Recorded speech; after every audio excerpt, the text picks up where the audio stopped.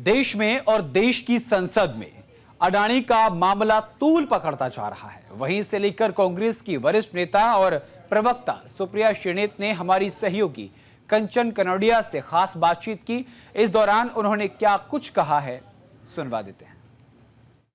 इस वक्त हमारे साथ बातचीत करने के लिए मौजूद है कांग्रेस की प्रवक्ता सुप्रिया श्रीनेत जी।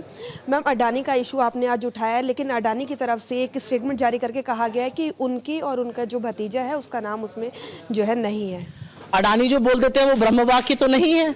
काउंट 1 और count 5 foreign corrupt practices act America का है, उसमें उनका नाम हो ही नहीं सकता है। वो तो अमेरिकन नेशनल्स के खिलाफ ही होगा।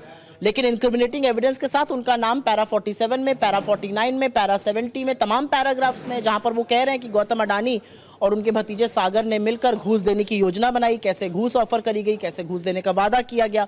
फिर वो आगे बताते हैं कैसे इन लोगों ने SECI को घूस देने की कोशिश करी जिससे कि राज्य सरकारों पर प्रभाव बना सके। इन्होंने SECI का जो आवंटन था वो खत्म करने की कोशिश, बदलने की कोशिश की गई। तो ये तो सबको पता है कि उस पूरे ऑर्डर में इनका नाम है। अडानी ग्रुप जो झूठ भी बोल रहा है वो भी चतुराई से नहीं बोल पा रहा है। अडानी के खिलाफ कीनिया से लेकर Bangladesh, Sri Lanka, Australia, Switzerland, America, Israel, हर जगह बवाल मचा हुआ है। हिंदुस्तान में सुई टपक सन्नाटा है। हिंदुस्तान की एजेंसियां कुछ नहीं करेंगी। हिंदुस्तान की एजेंसीज ने पहले लुइस बर्जर केस में और एम्ब्रेयर केस में जांच करी है और बड़े प्रगढ़ जांच करी है। US कोर्ट में अगर कोई आरोप लगता था, इस समय उनको बिल्कुल सांप सूंघा हुआ है। क्यों? क्योंकि गौतम अडानी है और ये वो अडानी है जिनमें नरेंद्र मोदी की जान बसती है।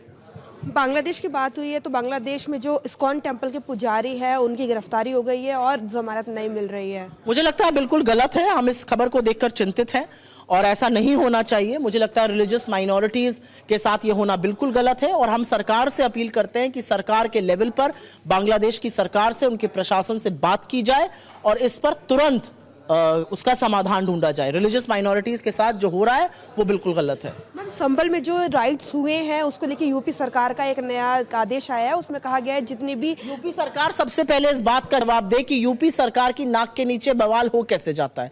बहराइच हो जाता है, संभल हो जाता है। आपकी पुलिस के हाथ पे हाथ धरे बैठी रहती है। आपकी पुलिस तभी जागती है जब 4-4 बच्चों की मौत हो जाती है। आपकी पुलिस अदरवाइज चुप रहती है। क्यों चुप रहती है?